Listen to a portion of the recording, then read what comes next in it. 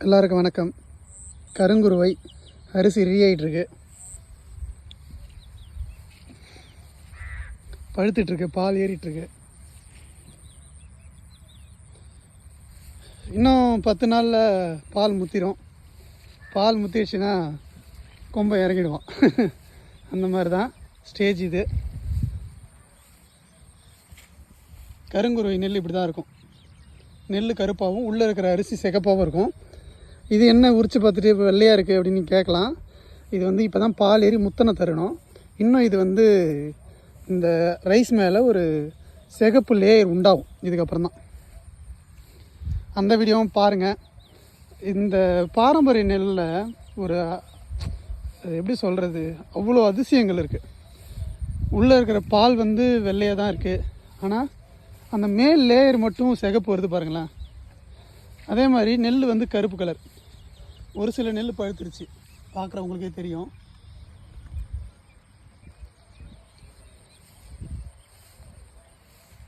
ரொம்ப அருமையாக இருக்குது, ஆச்சரியமாகவும் இருக்குது. பாரம்பரிய நெல்லை பார்த்தீங்கன்னா அப்படி தான் இருக்கும்.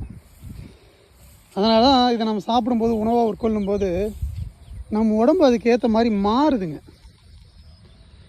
உண்மையிலேயே நான் நிறைய பார்த்து வியந்து தான் இந்த கருங்குருவை இந்த பாரம்பரிய ரகத்தில் உள்ளே இறங்குறது ரீசனே தான். சும்மா 10க்கு 10 இடத்துல ஆரம்பித்தேன். இன்றைக்கி 100 ஏக்கர் இருந்தால் கூட வெறும் பாரம்பரிய நெல் மட்டும்தான் நடுவேன்னு அடம் முடிக்கிறேன். என் மனசே அப்படி தான் இருக்குது. ஏன் அப்படின்னா, இந்த நெல்லாம் விளைஞ்சி அறுவடை பண்ணதுக்கப்புறம் ஒரு 6 மாதம் வச்சு அரிசி ஆக்கி இந்த அரிசிகள் நான் கொடுக்கும்போது நிறைய பிரச்சனைகள் சரியாக இருக்குங்க.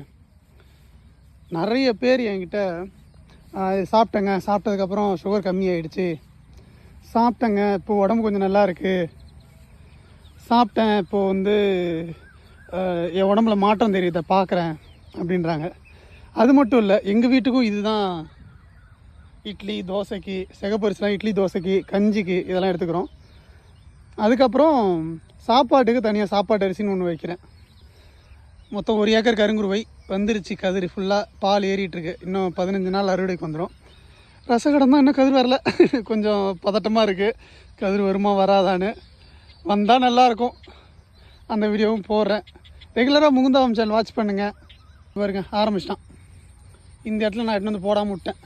சிட்டுக்குருவி தாங்க, ஏதோ கத்துறான் பாருங்க, அந்த விழலில் இருக்கான். கதிரே பாலே ஏறலைங்க, அதுக்குள்ளே சாப்பிட்டான் பாருங்கள். இதான் இவன்கிட்ட பிடிக்கவே பிடிக்காது. பூராத்தையும் இவன் சாப்பிட்டு போயிடுவான். எதையாவது எனக்கு